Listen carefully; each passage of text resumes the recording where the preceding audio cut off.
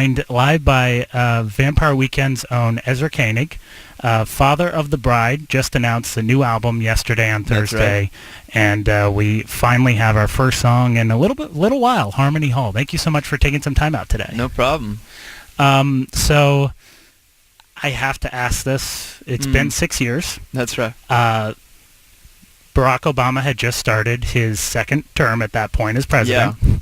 That was the last time we got a full new album from Vampire Weekend. So I guess the big question is, what were you working on during that time? Were you focusing on this album and putting all your efforts into that? Like, what caused such a big span between releasing new music? Well, I definitely wasn't working on the album for 6 years. I mean, it's funny the way that time just breezes by, because like the last album came out in 2013. By the time you're done touring and all that stuff, it's almost 2015. So then I took a year to chill. I wanted to just like take my mind away from music, and I made this cartoon with Jaden Smith for Netflix called Neo Yokio, and that was like some totally weirdo alternate universe stuff. And it was nice to take a break. And then I kind of slowly started getting back into music, and the main producer I worked with on this album is Ariel Rekshide, who co-produced the last one, and I was kind of waiting for him to wrap up a project. So I did kind of take it took a minute to really click in where I was ready and he was ready, and we could fully get into a full-time working mode. And then by that time we start working, and now then a couple of years go by and kind of gets us up to date. So it's just like I look back and it's hard for me to believe it's been that long, but it's true. So things just kind of kept going, because I've done other interviews with folks like Fleet Foxes, Robin Pecknold. He took I think he was 5 years. Yeah, that sounds releases. Right. So sometimes it's just you have other things and other interests. Like you said, you worked on that Netflix show. So was it just a chance to kind of clear your mind to start writing new songs? You feel like that was helpful for you? Yeah, totally. Especially because I don't know, with Vampire Weekend, every album, we really think so much in terms of like the album unit, like we try to tell a story. Each album to me is a chapter of the story. So, you have to be ready to tell the next chapter. And in a funny way, we really got the second album out quickly because there's so much pressure, it can be really nerve-wracking when you just started out. But truthfully, 2 years is such a short turnaround time for albums, because at least 1 year vanishes for promoting the first one. And then to immediately feel like you have something to say and you can bang out an album in 9 months and get it out, I don't know, it's hard for me to think that's barely even like a unit of time. Whereas I can say, looking back, even though I know 5-6 years seems like a lot of time, at least that's like an era. When I look back on my life, I think roughly in like 5-year spans, maybe 4 years for high school or something. But like you asked me like the difference between 25 to 27, 27 to 29. I don't immediately have an answer. I'd have to like go do some research, but 5 years, 25 to 30, okay, I can wrap my head around that.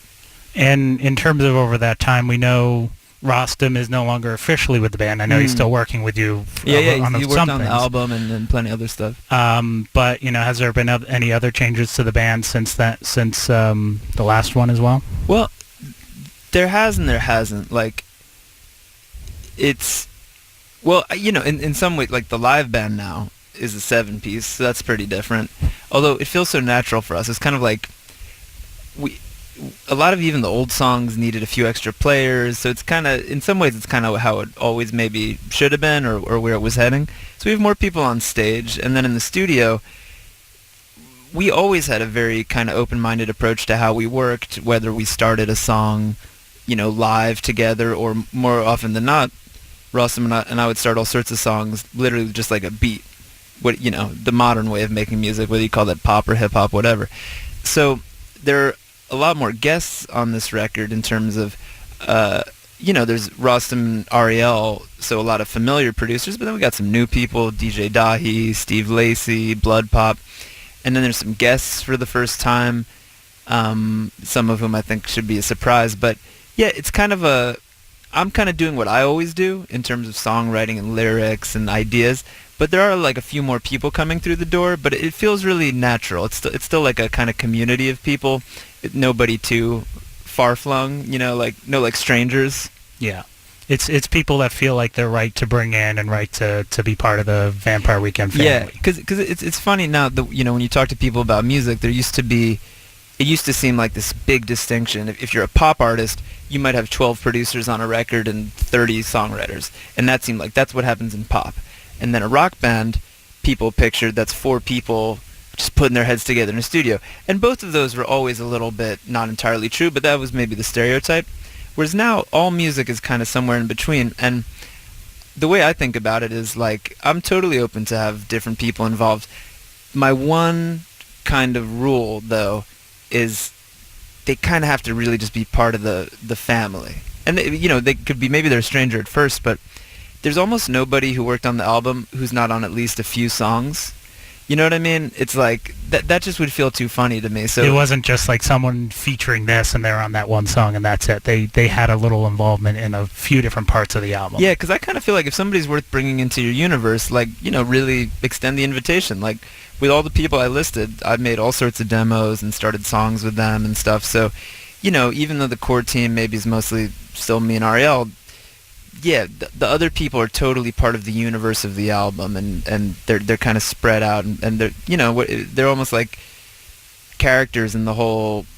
Everybody kind of plays a role. So yeah, that's the one. I'll love to open the door, but I just don't like that vibe of like, because there are songs that again I've been part of songs where, I never even met the person who worked on it, but that's what I like. I like that sense of community, Yeah, and that's important. You need to feel comfortable in the studio and being able to let your voice be heard and let yourself feel comfortable in introducing new ideas and introducing your music to whoever's in there. They need to you need to be able to accept them, and then also be like, I feel like they can accept some of the ideas I'm putting out there. Totally. And it's not always, and we kind of get the best of both worlds too, and that's one thing I like about Ariel, is that he's very familiar with the Vampire Weekend world, having worked on the last album.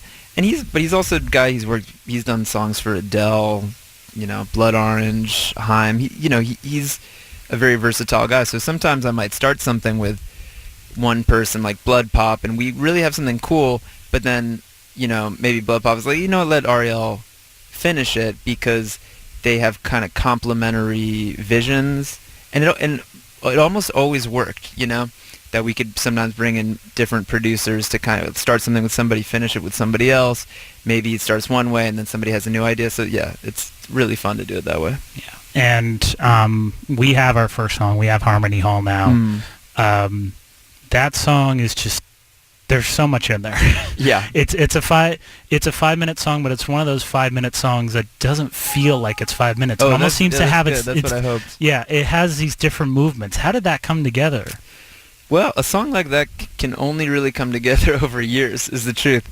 And there's this part in the middle that is kind of like, we call it just the piano breakdown, because it's 2 pianos. There's one I recorded on an iPhone at my apartment in New York, and then there's this kind of Baroque piano part going bum bum. That maybe has a little bit of early Vampire Weekend energy, whatever, da da da da da, like that kind of vibe.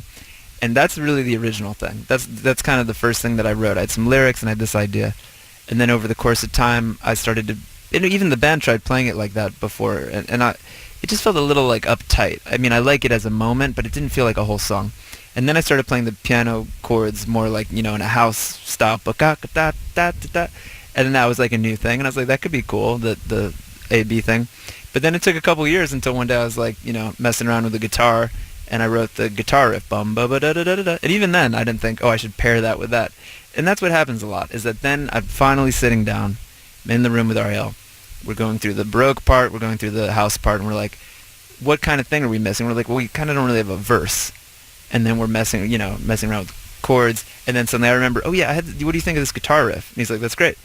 And so I put that in the key, and then suddenly, years after the very first thing, it clicks in, and it's like, this is kind of a song. You start with music and then you get to lyrics, or are there any times where it's the flip side, where you have lyrics already written out?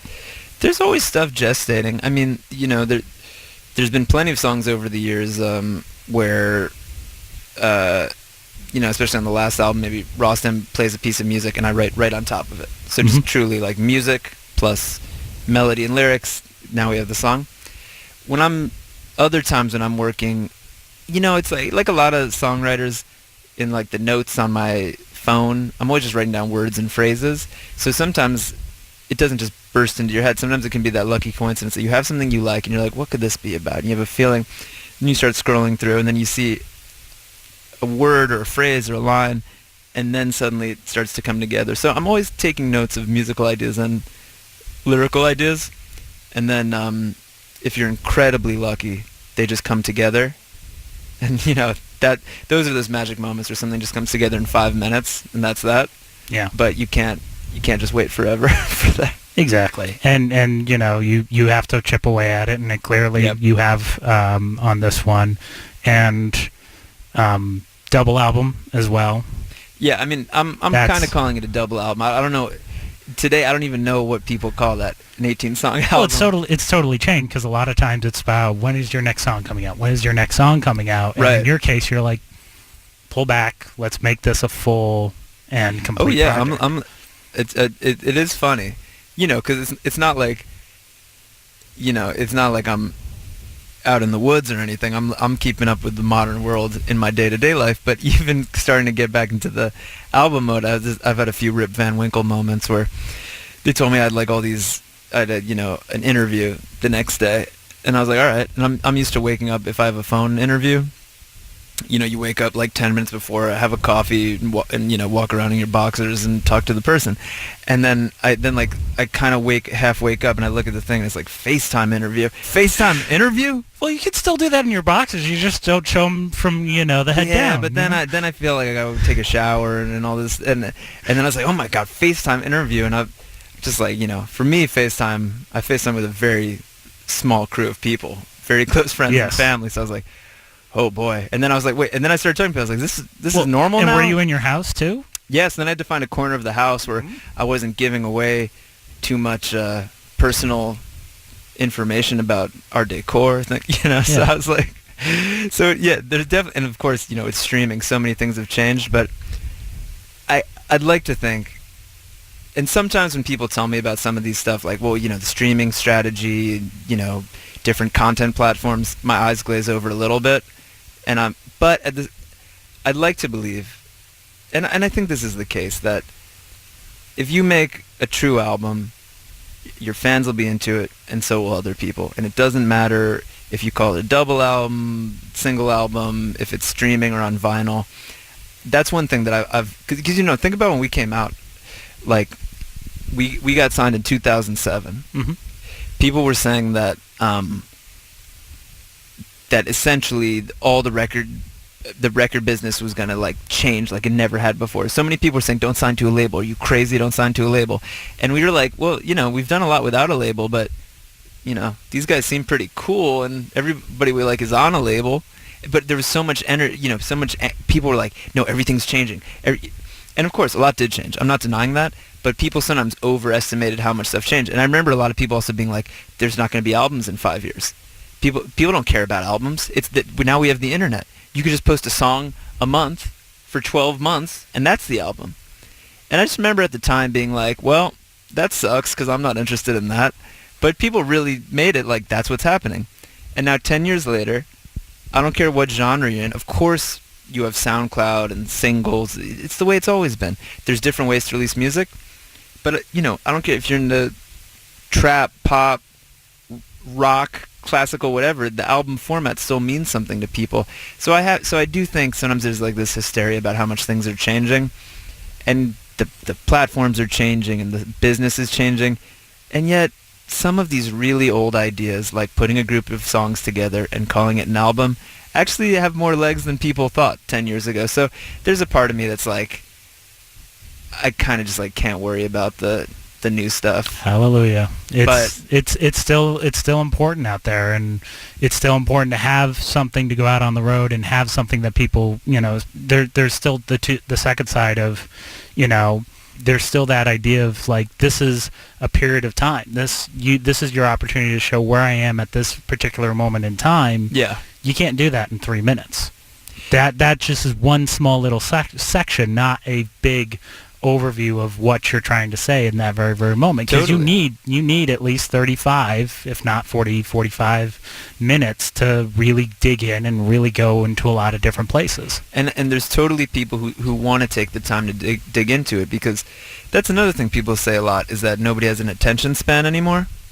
And I was like, just these generalizations don't always apply to everybody. That's also a funny thing, is like, you know, people talk about like nobody has an attention span anymore, and it's like, well, you know, I saw like 40,000 people at a Dead show last summer watching them jam, and I was like, those people have a pretty long attention span.